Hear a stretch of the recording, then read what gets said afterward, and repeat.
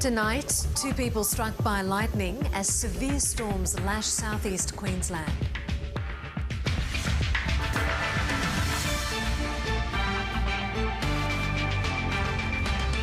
Also ahead, Ukraine claims Russia has launched its biggest aerial bombardment since the war began. Pressure mounts on the US Supreme Court to rule if Donald Trump can run for president after a second state disqualifies him from the ballot. And it's alive. The Tasmanian yacht claims overall honours in the Sydney to Hobart. Hello and welcome to ABC News. I'm Mariam Saab. 2 people are in hospital after lightning struck their vehicles in separate incidents north of Brisbane as intense storms continue to batter southeast Queensland. The severe weather has hampered efforts to reconnect nearly 30,000 Queenslanders who are still without power since Christmas night. Groundhog Day in southeast Queensland. Dark skies loomed over the Sunshine Coast, with some parts getting 67 mils in just half an hour. 93-kilometre-an-hour winds swept through Gympie. Giant hail fell near Tara on the western Darling Downs. After intense heat yesterday, rain cleared popular summer outing spots in Brisbane. Another 7,000 people lost power across the Moreton Bay region and the Sunshine Coast, adding to the 28,000 still without power since Christmas. And there's a long wait still ahead. Those storms today could well delay those reconnection timeframes, although we do still expect that most people will be reconnected by the 5th of January, that's Friday. Today, 100 SES volunteers were deployed from Victoria to assist weary local crews. It may be that they request us in Victoria to deploy another number of teams. Helpers willing to put their own summer plans on hold. I did have a fantastic barbecue planned. At Mudgee Bar on the Gold Coast, the local football club has transformed into a recharge hub. As every day goes on, people are starting to struggle more for general facilities like showers. A simple gesture gratefully accepted by those nearly a week without power. Community people have come and volunteered their time to give us some breakfast and tea and coffee. We can charge our phones and reconnect with people. Today, the Federal Emergency Minister defended criticism of the Bureau's warning system during the wild Christmas storms. Unfortunately, the reality is that climate change means that we are going to be living through more unpredictable weather. Extreme summer weather, the new norm. The number of different events that I've been involved in which have been described as unprecedented, I've lost count of. Tomorrow, tens of thousands of people are expected to gather here at South Bank and on the Gold Coast to ring in the new year with fireworks. But the weather isn't likely to improve. Unfortunately, there is going to be the risk of thunderstorms through many locations across the state. In particular, the Bureau warns central Queensland could be in the firing line tomorrow. Jemima Burt, ABC News, Brisbane. Turning your attention abroad, Russia has pounded cities across Ukraine in one of the largest assaults in months, killing at least 31 people. For several hours, missiles, drones and debris slammed into factories, schools and hospitals. Ukraine had been warning Russia could be stockpiling missiles to launch major air attacks as the cold weather begins, reminiscent of Moscow's winter campaign last year. In Ukraine's capital, a downed missile strikes the top of an apartment block. The city's skyline filled with smoke after several buildings were destroyed. I was woken up at 7:30 by a horrible sound. It was so frightening. The missile was flying and everything was buzzing, so noisy.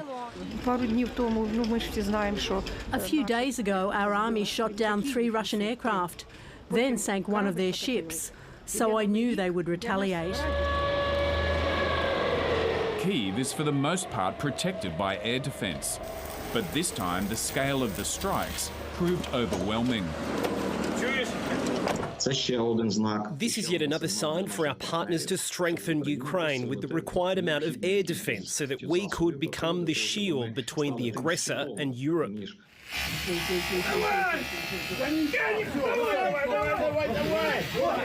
In Kharkiv, rescuers freed this man from under the rubble.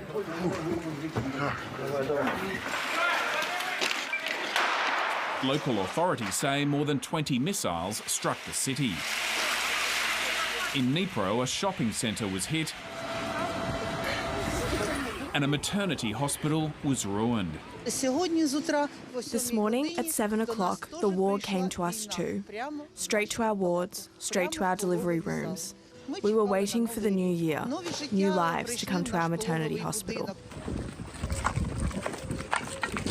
Some of the deadliest attacks occurred in the southern city of Zaporizhia. Poland's president met with security officials after claims a Russian missile briefly crossed its border. In the embattled frontline city of Avdiivka, Ukraine's president celebrated the courage of his troops. As everywhere on the front line, Donetsk, Kharkiv, Zaporizhia, Kherson, the left bank, it's difficult. It means pain and losses. Those are people that keep Ukraine alive. A presidential salute to the Ukrainian soldiers fighting to push Russian forces out. Steve Kinane, ABC News. Hostilities in Gaza have intensified in the southern and central areas, where nearly 200 Palestinians have been killed by Israeli attacks overnight, raising the overall toll to over 21,000 dead, according to the Palestinian Health Authority. The UN says the casualties are in areas where Palestinians have been ordered to relocate by Israeli forces and has strongly condemned reports that Israeli troops opened fire on an aid convoy in Gaza. The IDF is now attempting to encircle urban refugee camps in central Gaza, displacing tens of thousands more people. For its part, Israel says troops are reaching Hamas command centres and arms depots. An estimated 100,000 Palestinians have streamed into the southernmost town of Rafah, which has already been overwhelmed by nearly 500,000 people driven from their homes by the war. Pressure is mounting on the US Supreme Court to weigh in on Donald Trump's eligibility to stand in the 2024 presidential election. The question has taken on new urgency, with a second US state disqualifying him, striking his name from ballot papers. We love Trump! We love Trump! The runaway frontrunner for the Republican presidential nomination. A campaign seemingly only boosted by a slew of court cases. But now Donald Trump's eligibility is in question, with Maine following Colorado's lead in citing the 14th Amendment to strike him from the primary ballot, finding he disqualified himself by engaging in the January 6 insurrection. The weight of the evidence made clear that Mr. Trump was aware of the tender lead by his multi-month efforts to delegitimize the 2020 election results. And he then chose to light a match. The Trump campaign says it will appeal the decision, describing the Maine Secretary of State as a hyper-partisan Biden-supporting Democrat. Once again, Mr. Trump's rivals are being forced to defend him. It opens up Pandora's box. Can you have a Republican Secretary of State disqualify Biden from the ballot? California and Arizona's Secretaries of State have decided not to remove Donald Trump from the ballot. Attempts to strike him have been blocked by the courts in Michigan and Minnesota, and a decision in a number of other states, including Oregon, is pending. The patchwork of decisions between states adds to the sense that only America's highest court can decide the issue. And both sides in the Colorado case have already asked the US Supreme Court to weigh in. If the justices do take up the matter, it's likely to be one of the most consequential and complex rulings they make. They're obviously going to be cognizant of the seriousness of removing a major candidate, in fact, the leading candidate for one of the parties, from the ballot. And so I think that that will weigh in, at least subconsciously. 5A11 is a vote for Gore. There is precedent for a quick decision. Remember the hanging Chads of the year 2000? The Supreme Court decided in a matter of days in George W. Bush's favour. It's slightly detached. Ending Al Gore's hopes of becoming president. Time is pressing now too, The Iowa caucus, which kicks off the election race in earnest, will be held in just over 2 weeks' time. Barbara Miller, ABC News, Washington. A young girl is still fighting for life after yesterday's 5-vehicle crash near Lithgow. 2 people were killed and 15 others injured. 2 cars collided head-on around lunchtime on the Great Western Highway before taking out 3 other vehicles. Sydney father Jason McMahon and a 49-year-old man driving another car died at the scene. More than a dozen people were taken to hospital, including 5 children. A 9-year-old girl remains critical, while the others are now stable. It's led to renewed warnings for drivers to slow down and stay patient during the busy holiday period. Making sure that you're driving to the conditions. We don't want people speeding on the network. People would rather have you arrive safely than not at all. As we reach the end of 2023, Australia has recorded its highest road toll in 7 years. More than 1,200 people have died in crashes over the past 12 months. Safety campaigners are calling for more police on highway patrol and also a change in the language used when reporting on crashes. Joanne Duke was looking forward to the arrival of her first grandchild, but she never got that chance. While Joanne was driving in Sydney's north, a man sped onto the wrong side of the road, crashing into her. She died at the scene. My world fell apart from that moment. I just didn't know what to do. Mum, an extraordinary woman in so many ways, ball of fun, ball of energy. She's someone that I miss greatly every single day.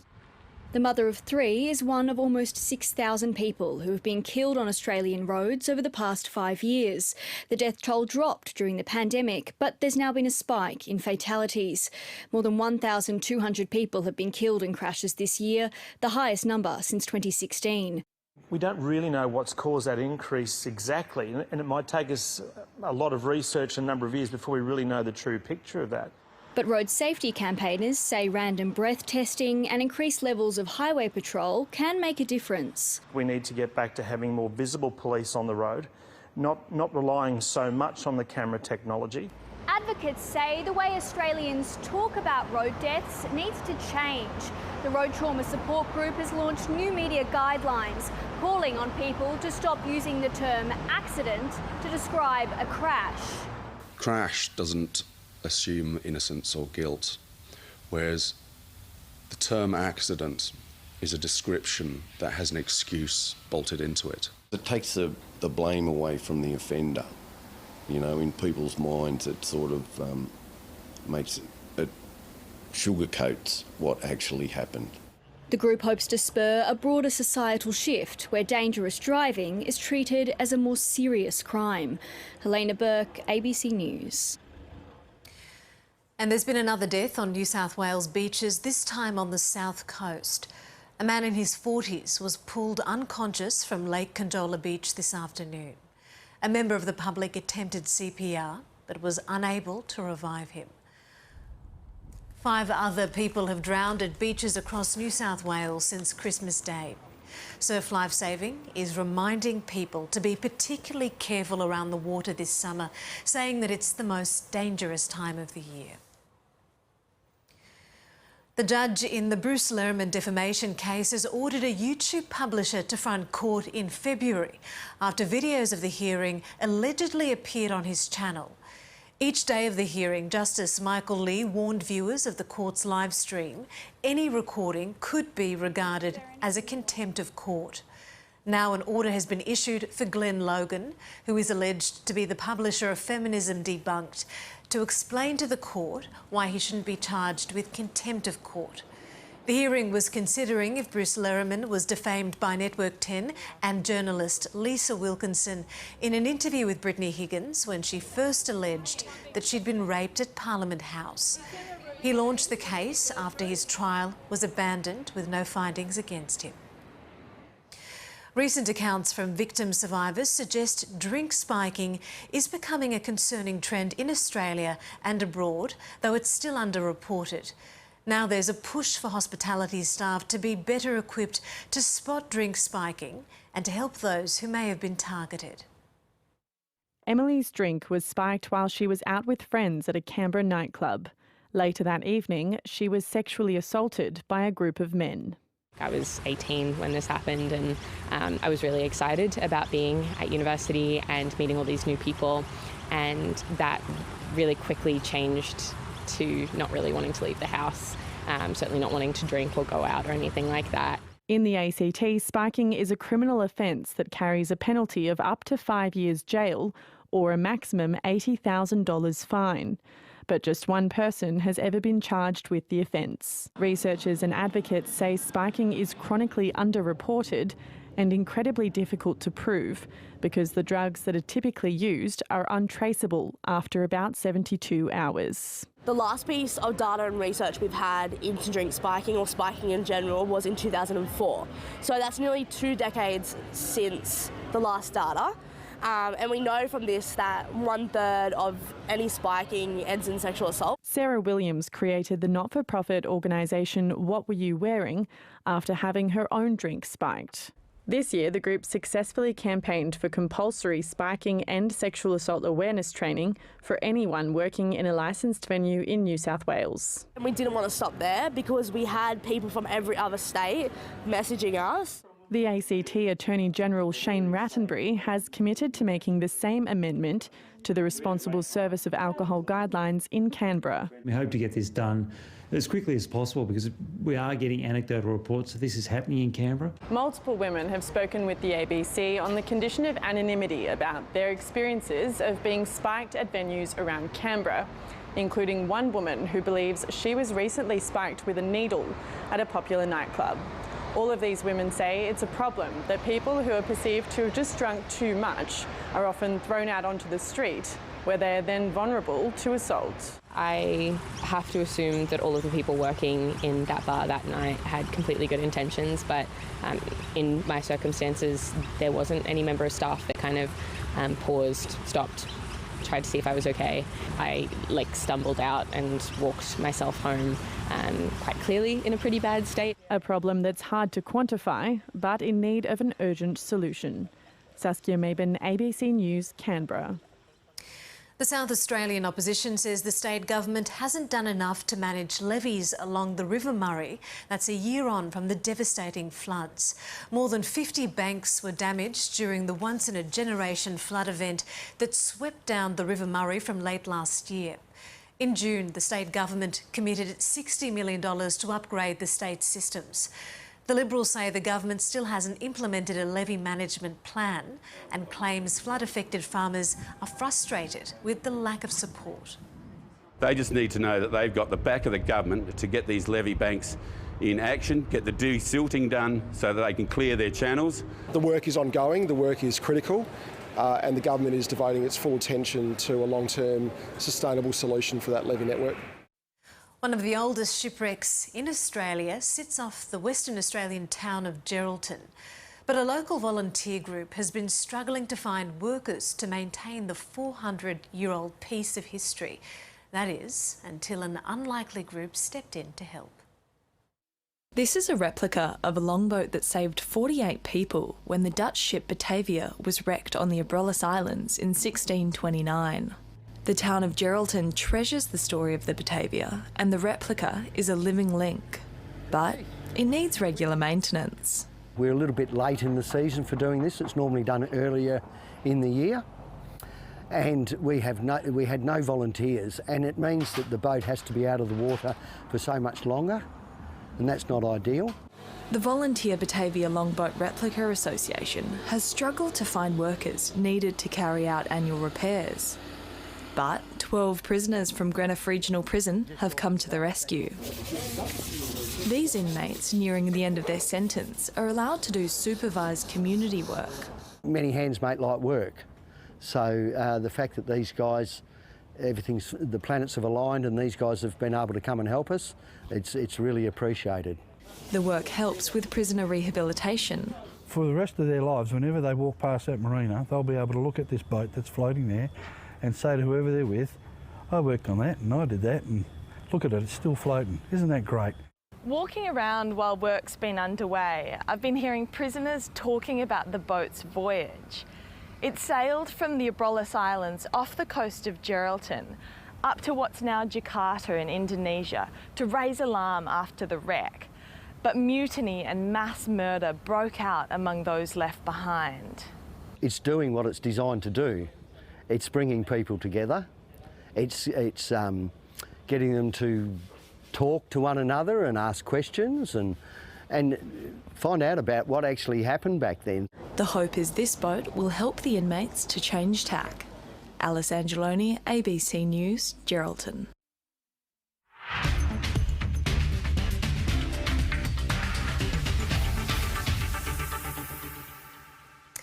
After an almost two-day wait for confirmation, the overall winner of this year's Sydney-Hobart yacht race has been crowned.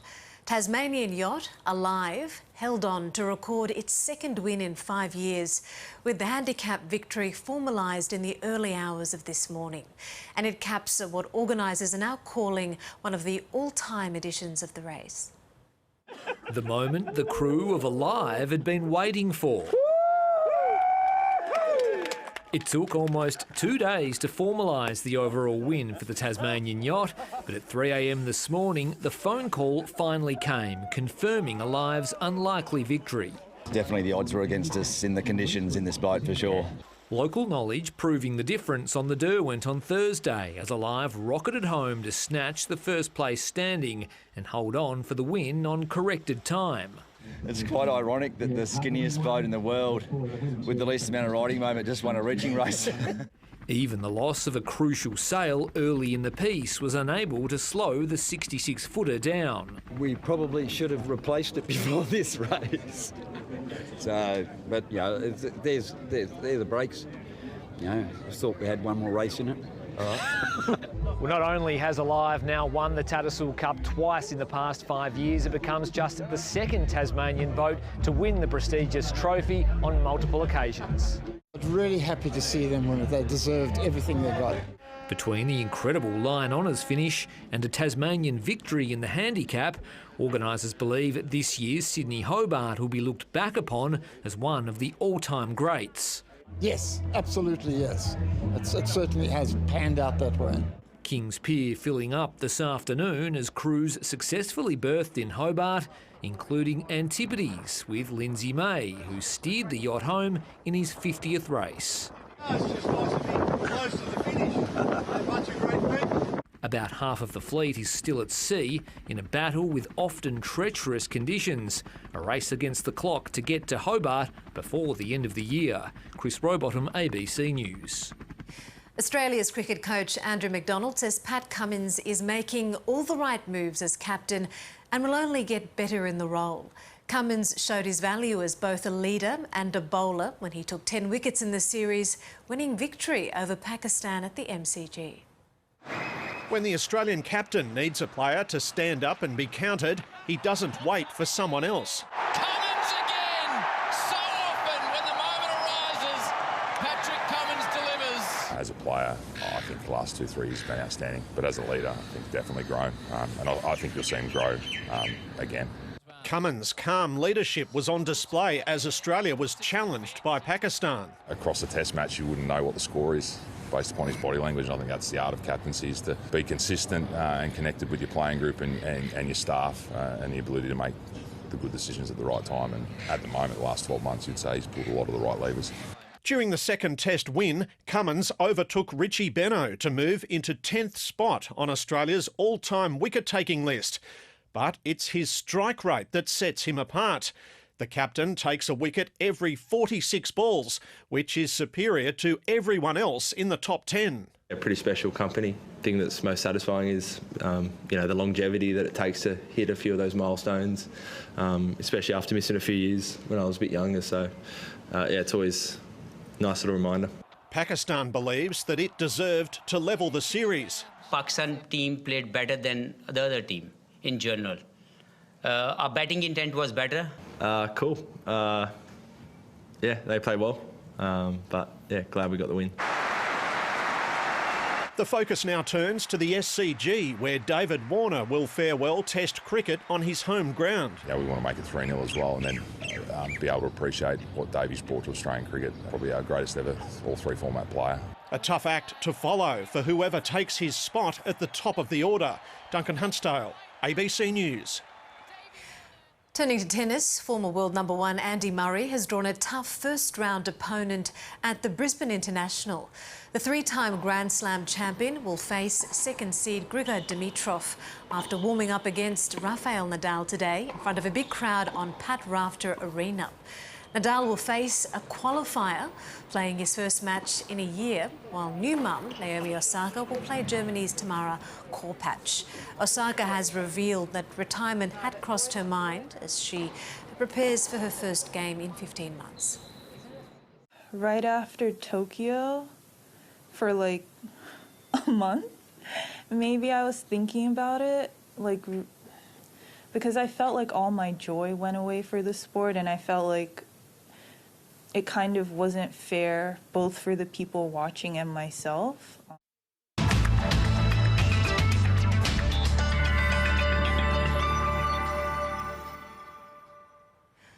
On the satellite, thunderstorms and showers are expected for Queensland and northern New South Wales as troughs and a low-pressure system hit the country's north. And in the west, onshore winds are set to deliver showers and storms to South Australia's west and Western Australia's south. Looking around the country for tomorrow next, showers and thunderstorms for Queensland's east with warm and hot conditions across the state. In New South Wales and the ACT, showers for the northeast with warm conditions, while elsewhere it'll be mostly sunny and mild. In Victoria, a sunny day with warm weather for the state's northeast and northwest. There'll be cool to cold conditions in the south. For Tasmania, it'll be mostly sunny in the north and southeast, with conditions there ranging from cool to warm. In the southwest, it'll be mostly cloudy. It will be sunny for South Australia, cool to mild conditions in the state's southeast, with warm conditions set for the west and north. A hot day in Western Australia, mostly sunny in the southwest and north, while it'll be windy and warm in the south. And a sunny day for the top end, with hot conditions expected for the territory's interior and south. Looking ahead to Monday's forecast for our capital cities, possible thunderstorm for Brisbane, a shower in Sydney, a cloudy day in Canberra, mostly sunny for Melbourne, mostly cloudy in Hobart and Adelaide, and sunny in Perth, mostly sunny in Darwin, reaching right up to 35. And that's the latest from ABC News. Keep up to date at news.abc.net.au and on ABC iView. I'm Mariam Saab. Stay with us for Regional Roundup. That's coming up after this short break.